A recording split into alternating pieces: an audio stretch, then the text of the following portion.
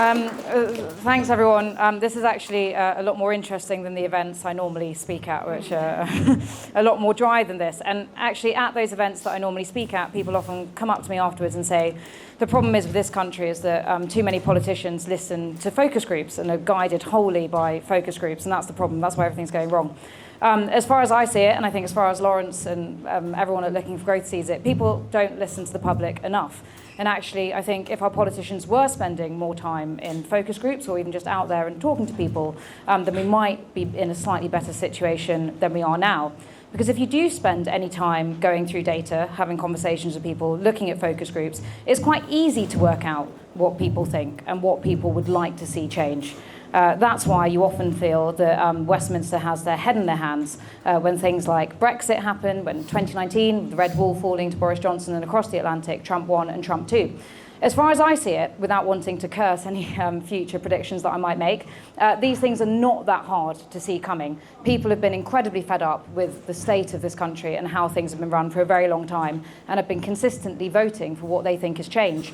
The thing is that that's not been delivered to them. Well, at Looking for Growth and at Merlin, we do care what the public think, and that's why we've been asking them. So tonight we're launching the second wave of our Looking for Growth tracker. I think Lawrence is going to say more about that in a bit.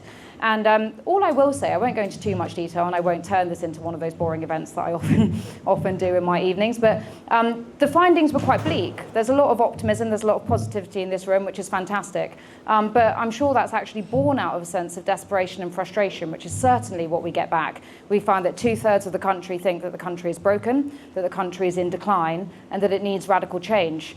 People are very pessimistic about not just the country's future, but their local area's future, the next generation's future, and their own personal future.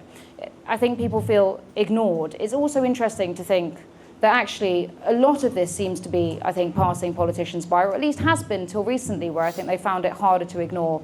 For example, COVID is still a massive deal, especially outside of London. People think that their areas have not recovered and that their standard of living has only got worse, not better since then. The pubs haven't reopened, the high streets haven't come back to life, and they have not regained the sort of social life as well as the financial living standards that they feel like they had before.